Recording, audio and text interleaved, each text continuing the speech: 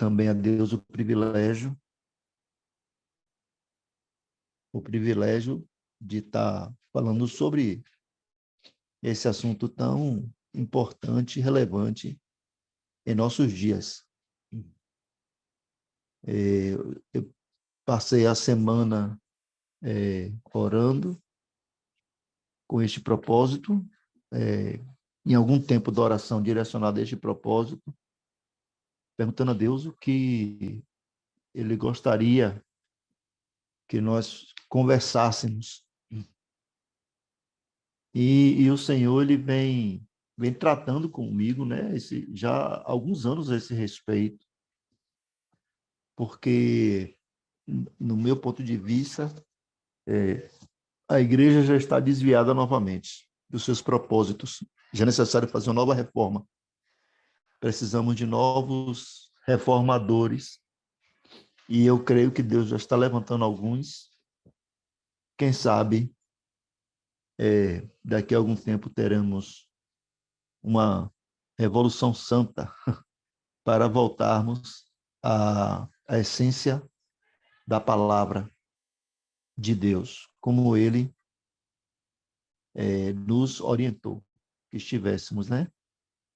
Então, esse tema, no meu ponto de vista, ele é mais uma estratégia satânica de minar a essência da igreja e com o objetivo final de paralisar, de destruir, de nos roubar aquilo que o Senhor nos confiou. Eu queria que nós voltássemos, no primeiro momento, no aspecto mais técnico, depois no aspecto um pouco mais místico. Tecnicamente falando, a igreja, esse nome, igreja, ele veio do grego, foi uma tradução do grego, eclésia, ou eclesia, não sei bem a pronúncia, mas quando ele chegou no grego, ele já veio de uma tradução, né? Porque quem falou isso foi Jesus, e Jesus provavelmente falou isso em aramaico, e na hora de escrever lá o Novo Testamento que foi escrito em grego, os irmãos fizeram a tradução daquilo que Jesus falou, de acordo ao que eles entendiam do significado daquela palavra. Então, essa palavra não é uma palavra inventada, não é uma palavra que veio do céu, né? Não foram os cristãos que inventaram, era uma palavra que já existia no senso comum. As pessoas falavam disso. Então, algumas pessoas falam, alguns estudiosos, que o sentido que Jesus falou naquele momento tinha a ver com comunidade. É como se dissesse, olha, a minha comunidade, ela terá como base essa declaração de que Jesus Cristo é o Senhor. E quando ela foi traduzida para o grego, o pessoal, eles tinham a compreensão de que o significado daquela palavra era também algo como assembleia, como organização, né? Tanto é que essa palavra, esse termo, ele tem um significado maior dele, é justamente a reunião de pessoas, uma reunião com estrutura, né? Com estrutura organizacional, que tem o presidente, que tem as hierarquias, que tem as ofertas, que existe número limitado de pessoas para fazer parte daquela reunião. Enfim, então, eu creio que houve uma perda de significado entre o que Jesus falou e aquilo que foi traduzido. Tanto é que a igreja romana, antes da reforma, ela foi instituída, na verdade, nem na Igreja Romana, lá no livro de Atos fala, né? Os próprios discípulos, eles já organizaram a igreja. Então, tinha o presidente, acho que era Tiago o presidente, tinha as pessoas que organizavam as coisas lá, né? Tinha as ofertas. Então, tinha toda já uma organização. Tinha a questão de quem poderia fazer parte da igreja, né? Então, não era qualquer pessoa que faria parte. Então, havia critérios para se fazer parte, para ingressar na igreja. Então, era uma estrutura, né, organizacional, onde as pessoas que eram chamadas por Deus, os santos, entravam sob critérios dos apóstolos, no primeiro momento. Depois disso, a igreja ela foi ganhando espaço como comunidade, né? Como comunidade.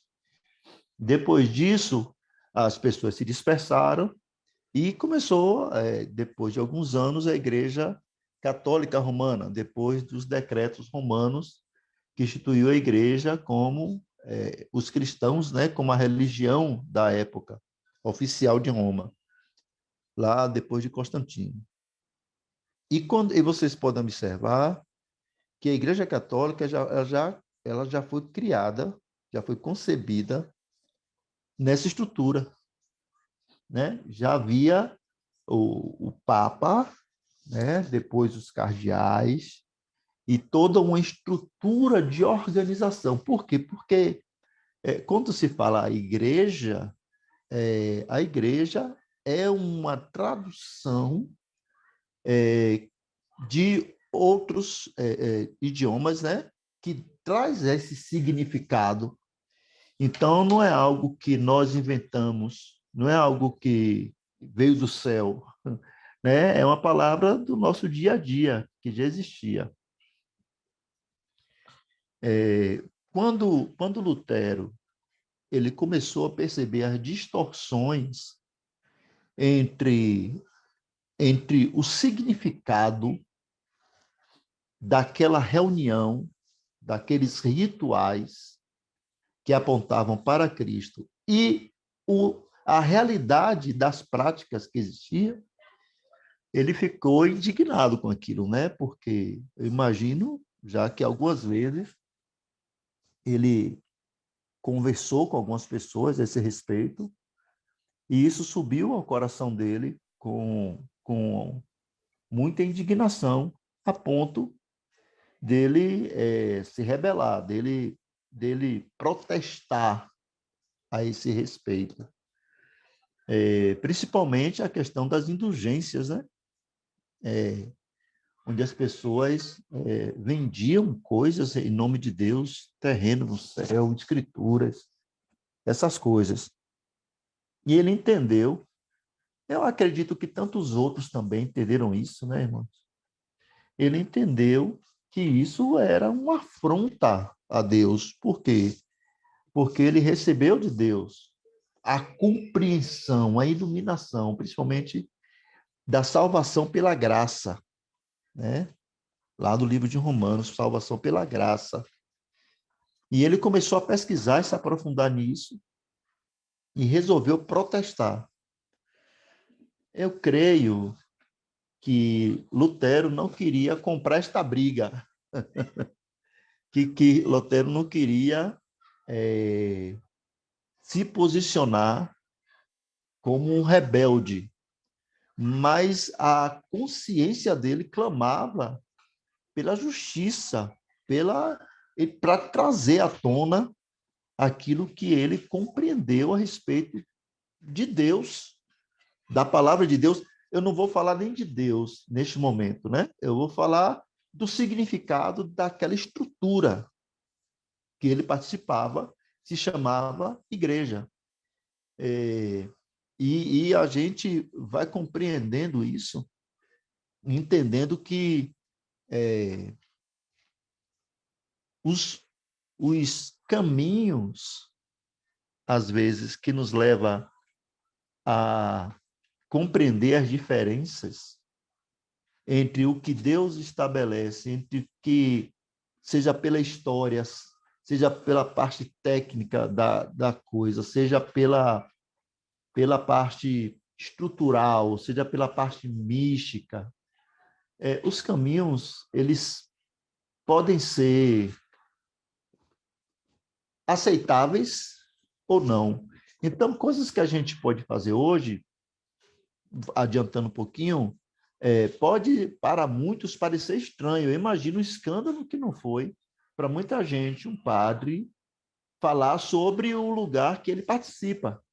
É como hoje, né? Muita gente participa dos cultos, das congregações, e muitas vezes fala, não é que fala mal, se opõe a algumas práticas que são realizadas ali dentro por compreender que não cabe diante da revelação de Deus e diante do propósito principal, que é a afirmação de Pedro lá, que tem Cristo como base principal da estrutura igreja.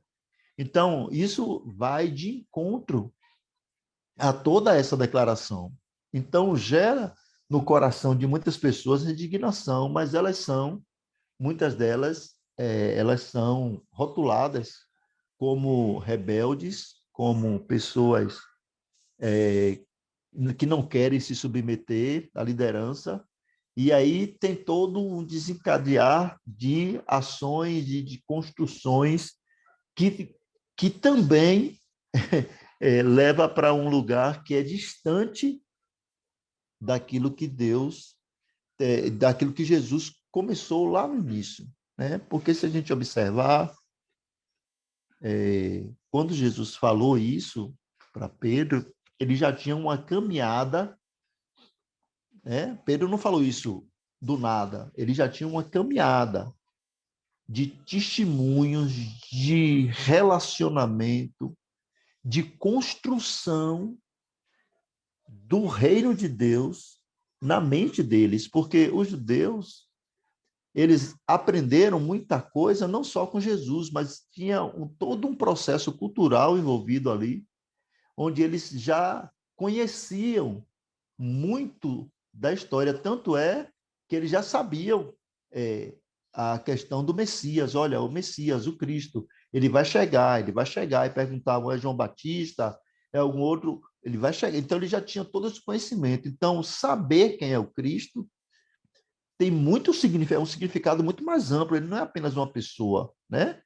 Tem toda uma história, a gente pode voltar lá para os profetas que falavam a respeito do Messias, do libertador, daquele que iria libertar Israel, primeiro no sentido político, mas também no sentido espiritual, e eles já compreendiam também isso.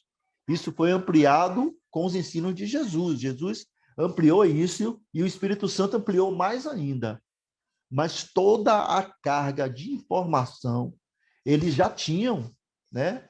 Através da história, conheciam Abraão, conhecia tudo aquilo, Isaías, Elias, tudo que foi ensinado, Davi, toda a história de Deus e da glória de Deus em Israel. Então, quando isso chegou para eles, quando Jesus se revelou, eles foram identificando em Jesus o que estava escrito a respeito de Jesus. Então, eles identificaram. Então, aquela declaração de Pedro, de que Jesus era o Cristo, era o Filho de Deus, ela não veio do nada, apesar de Jesus falar isso, né? Olha, Pedro, essa revelação não veio de carne e sangue, mas ela veio do Pai. Foi o Pai que revelou isso para você.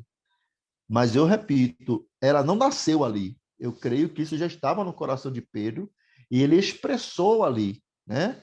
Eu acho que isso aconteceu com ele desde o início, quando na primeira experiência dele com Jesus, e ele começou a seguir a Jesus e ele não seguiu a Jesus do nada, não era um script, né? Não, Pedro, olhe, quando chegar em determinado lugar, determinada pessoa, você vai fazer isso.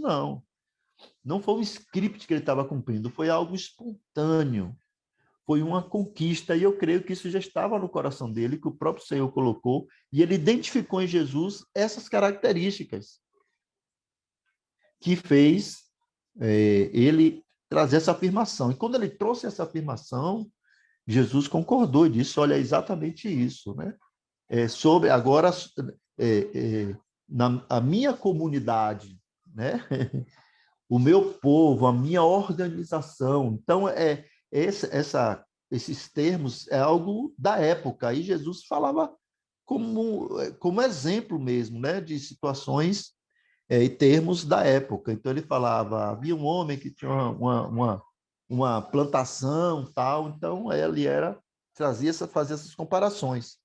Então, o nome igreja, que eu acredito que alguns falam, eu não sei falar grego nem aramaico, nada disso, mas só fruto de pesquisa mesmo.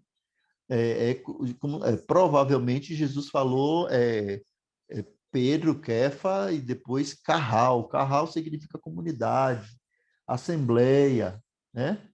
E a tradução para o grego foi eclesia, que é algo que tem esse sentido também, e que chegou para a gente como igreja, né? Mas é como se fosse a Assembleia dos Crentes, né? Assembleia de Deus, a comunidade. E por isso que muitas pessoas mudaram o nome, né? De igreja, e o nome igreja caiu no popular, mas as pessoas tratam, inclusive, de outros nomes. Então, só por esse princípio, aí, princípio mais técnico, a gente vê que não cabe encontros virtuais. Encontros virtuais pode até acontecer para algum tipo de ensinamento ou alguma deliberação, mas não para a condução do processo inteiro, né? Não cabe. Só no aspecto técnico. Tem outro aspecto técnico também, que é a questão dos cultos, que aí nós podemos avaliar isso como algo racional e também como algo um pouco mais místico também, né?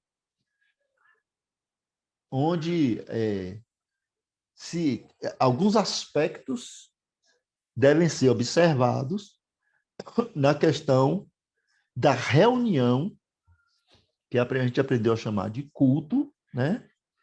E muitas coisas, irmãos, a gente precisa aprender o verdadeiro significado, né? A gente precisa adquirir essa consciência de buscar o significado das coisas, porque, infelizmente, a igreja, nos dias de hoje, a comunidade cristã, como diz um amigo meu, a cristandade, os cristãos, eles têm pouco conhecimento teológico, histórico, antropológico, dos significados das palavras e dos termos, e muita gente se perde nisso, né? Fica muito no imaginário das pessoas, muitas questões, e elas vão trazendo isso para a vida como se isso fosse uma verdade de Deus, mas desconhecem o significado verdadeiro dessas questões, e por isso muitos erram e fazem coisas, dizem coisas, têm comportamentos contrários àquilo que ela afirma que pertence, né? Muitas pessoas se dizem cristãs, se dizem pertencentes a Cristo, mas fazem coisas, se posicionam contrários àquilo que Cristo disse que era que tinha que ser. Por quê? Porque não é nem por má fé, é por falta de conhecimento, como a própria palavra diz, que meu povo, Deus se referindo ao povo dele, perece por falta de conhecimento, porque não conhece a Deus, não conhece muitos significados da parte de Deus, né? Por isso erram de maneira até infantil. Muito bem. Quando tratando agora um pouco das questões místicas, existe sim uma presença universal de Deus, de Jesus, que se compadece, né, de todos nós, e existe essa igreja mística que se une a Cristo, que sou eu, que é você, e que podemos chamar de igreja mística, porque ainda assim há uma organização, né, onde Cristo é o cabeça. Então não é um encontro desorganizado, né? É um encontro organizado. Você observa essa organização de Deus desde lá de Moisés, né? Na construção do templo, que ele manda Moisés separar partes para com objetivos, né? Aquilo ali é um retrato do céu, é o ambiente celestial. Diz, ó, você tem uma área para mais externa, que é uma área para o sacrifício, e o sacrifício precisa existir por conta do pecado. Depois disso existe uma pia, depois disso existe um lugar onde não deve entrar nenhum tipo de luz externa, a não ser a luz que está ali dentro, e não pode apagar aquela luz, ela tem que permanecer o tempo todo. Depois disso é que tem um outro lugar que é protegido por um véu também, que só uma pessoa pode entrar, e uma vez por ano. Então, existem critérios, existem hierarquias no reino de Deus, e isso também a gente pode fazer uma comparação espiritual, que existem, né, essas hierarquias. Quando Jesus falou, aqui em alguns momentos, e também lá no Apocalipse, Pedro falando, João falando a respeito das visões que ele teve, das revelações, ele falou dos 12 dos patriarcas, né? Dos filhos de Jacó, ele falou dos 12 apóstolos, ele falou das colunas. Então, existem funções, vamos chamar de hierarquias, não, que talvez fique entendido de uma maneira diferente. Funções que são dadas às pessoas, aqueles a quem o Senhor confia. Então, a igreja, a mim, a você, a essa organização que fazemos parte, e isso tem um lado espiritual muito relevante, foi confiado algo para se fazer, né? E existe uma questão que também faz essa afirmação de reunião virtual, de igreja virtual, de culto virtual, ela ser colocada de lado, de maneira que não cabe, que é a questão da mutualidade dos dons, da ação do Espírito Santo na igreja, né? Então, sede uns para com o outro. E vem todas essas questões de relacionamento que amplia grandemente essas questões mais técnicas e traz um novo significado mais amplo e maior do sentido que é ser e fazer parte da igreja, que são coisas diferentes. Então, e devem ser respeitadas de maneira diferente. Então, existe uma estrutura que deve ser obedecida, uma estrutura que deve ser seguida e organizada, não é algo solto, né? A gente não pode dizer assim, eu vou chegar ali e vou abrir uma igreja, né? Não é assim. Em nome de Deus, não, em seu próprio nome.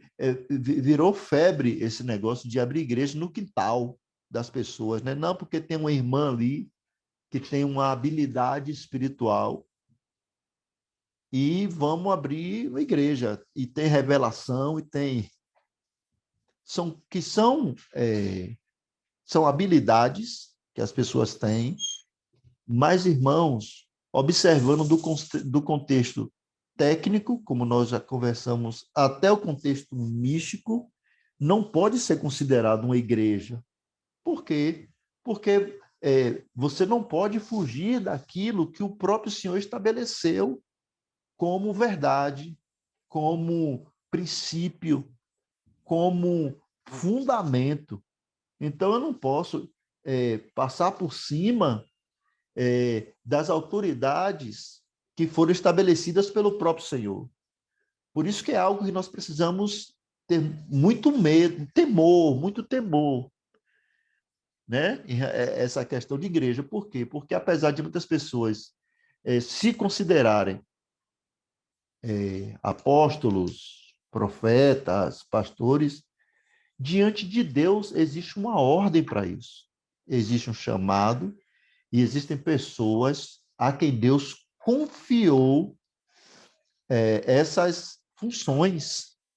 Então, um pastor que é pastor, ele não é pastor porque ele diz que é.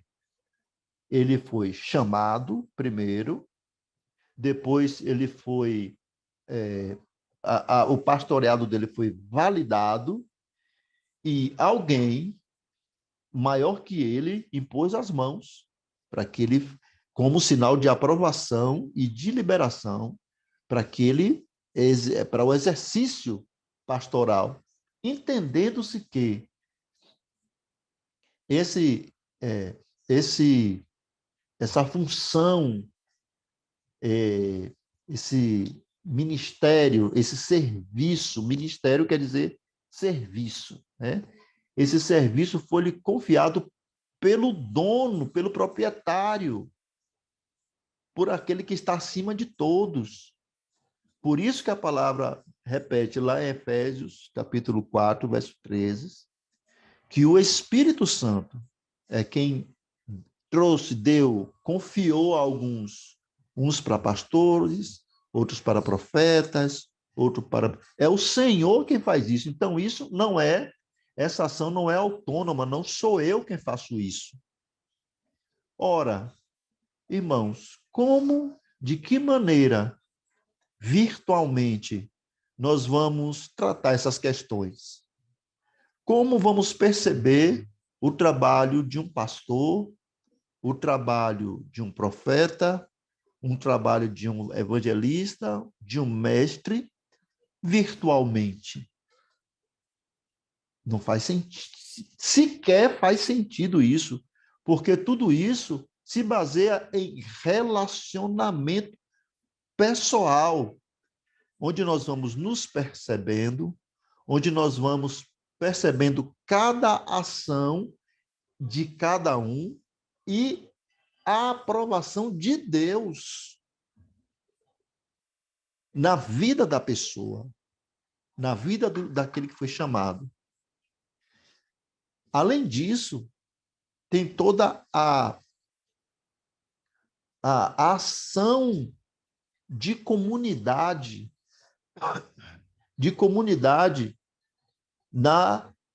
nos encontros, né? Então, você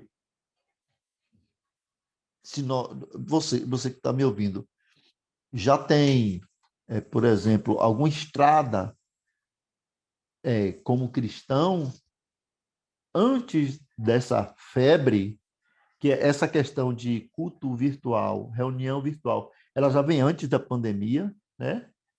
Na pandemia ela só ganhou um destaque maior, mas isso já vem acontecendo antes. Você consegue perceber as diferenças.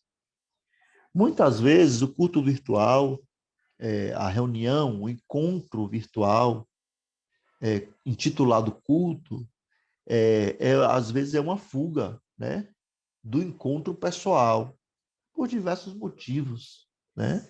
Diversos motivos.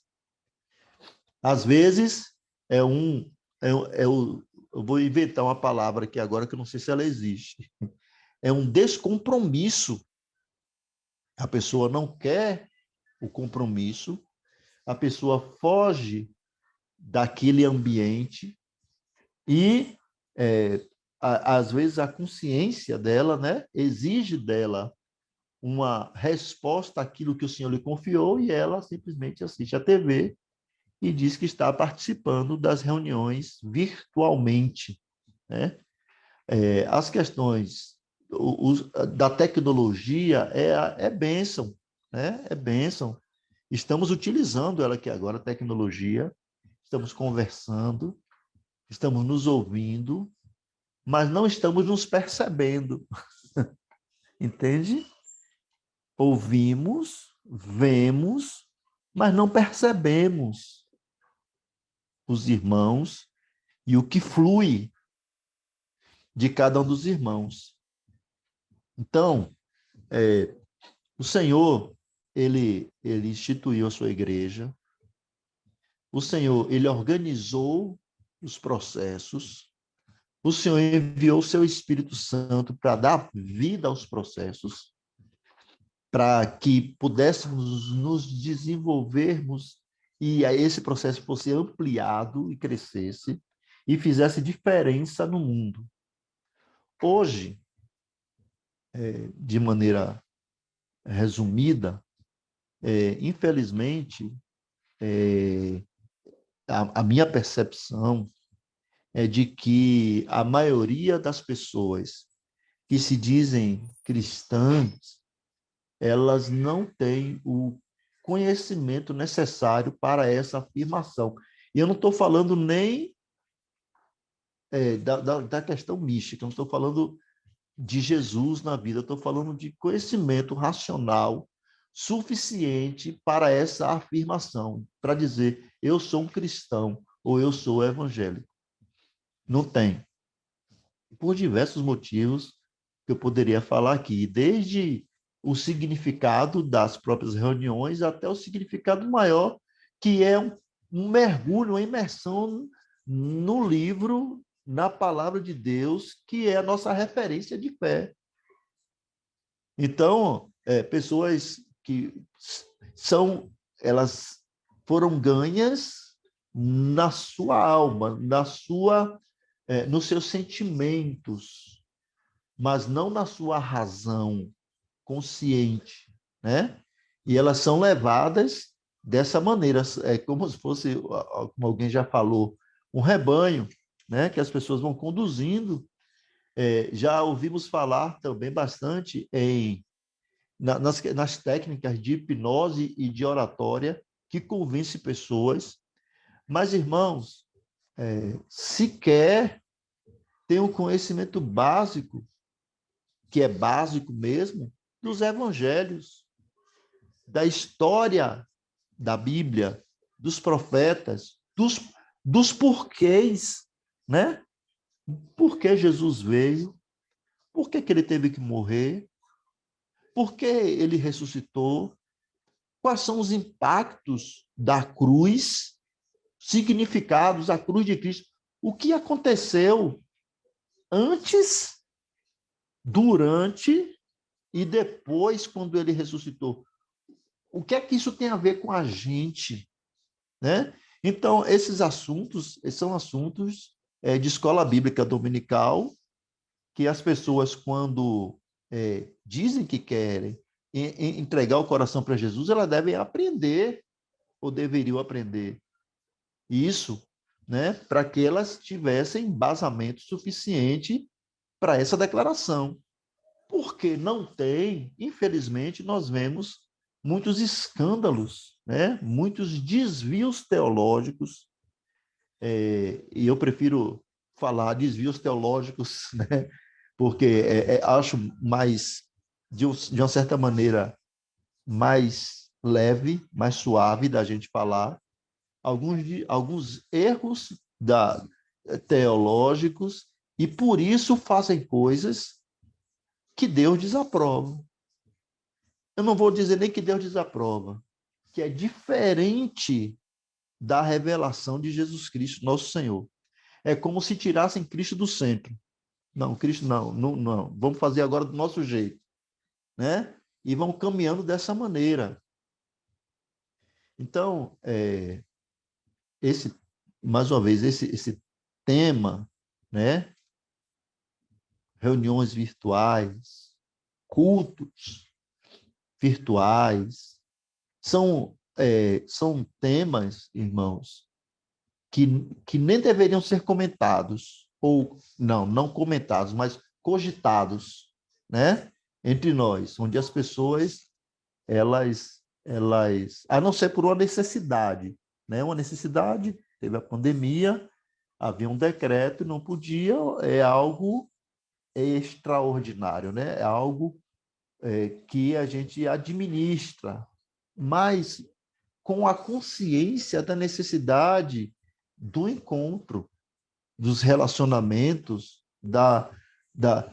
do exercício dos dons e dos ensinamentos e dos serviços de mutualidade, né? Onde nós vamos trocando ali os dons, os serviços e vamos crescendo como comunidade para que o nome de Jesus ele seja conhecido por todos, até os confins da terra. E essa a principal tarefa que ele deixou para a sua igreja, né?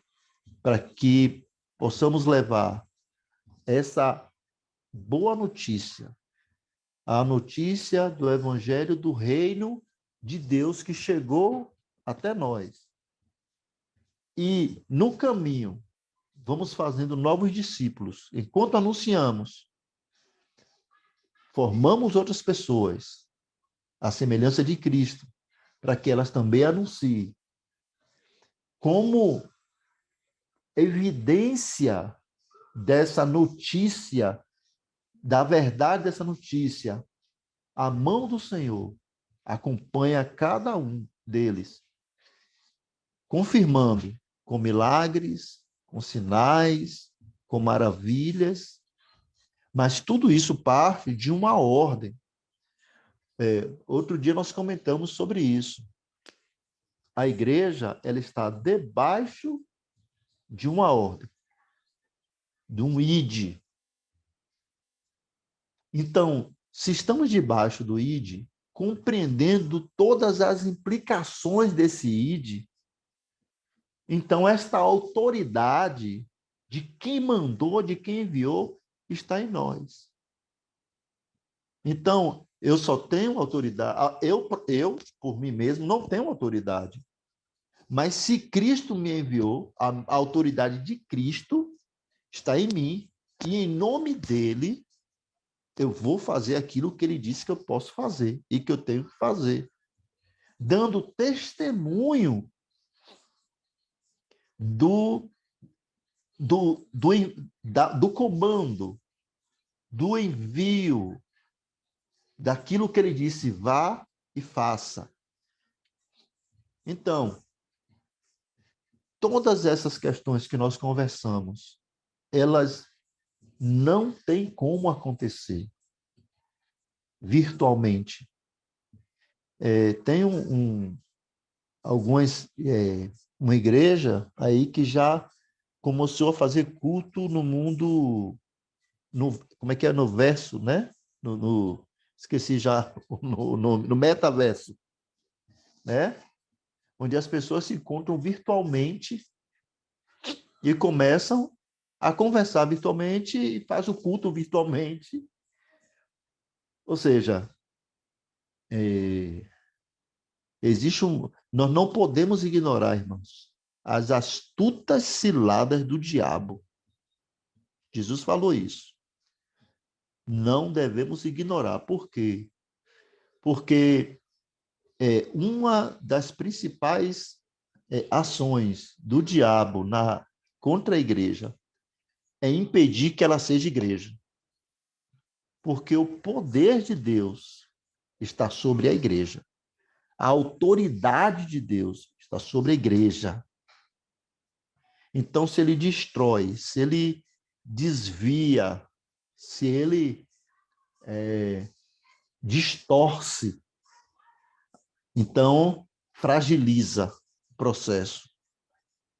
Então, nós precisamos, de novo, irmãos, essa é a minha opinião e a opinião de muitas outras pessoas, de uma nova reforma, de pararmos, de revermos os nossos desvios, os nossos erros, nos humilharmos a Deus, para que Ele, de novo, assuma a liderança da nossa vida, das nossas questões, todas elas, para que, de novo, a igreja comece a ser igreja como foi um dia, como foi com os primeiros apóstolos durante algum tempo, igreja cheia de poder, igreja sofrida, igreja perseguida, igreja humilhada, mas igreja honrada por Deus, pela presença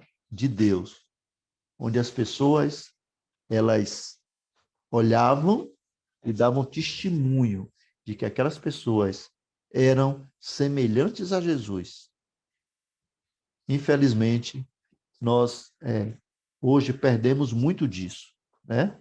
Perdemos muito a respeito de Cristo, de quem Ele é, do seu amor, da sua misericórdia, do seu acolhimento. Para muitos, hoje a igreja se tornou apenas mais um negócio, mais um lugar de você estar bem empregado, recebendo as facilidades de ser, entre aspas, facilidade para uns, né? De ser alguém que conduz espiritualmente alguém, um povo, né? Um povo que não aprendeu o que é ser povo de Deus. Mas, em nome de Deus, elas são conduzidas por algumas pessoas, como é desde o início, né, irmãos? Já havia esse tipo de pessoa, esse tipo de mentalidade, né? Paulo já combatia isso de muitas maneiras e chegou até hoje também. Então, a gente precisa, terminando já aquilo o que eu tinha para falar, nós precisamos observar o, a, como é que eu vou colocar? As motivações de Lutero, principalmente, e rever o que em nós, hoje, é semelhante ao que ele condenou lá atrás. As trocas, os desvios, os pensamentos equivocados, as posturas erradas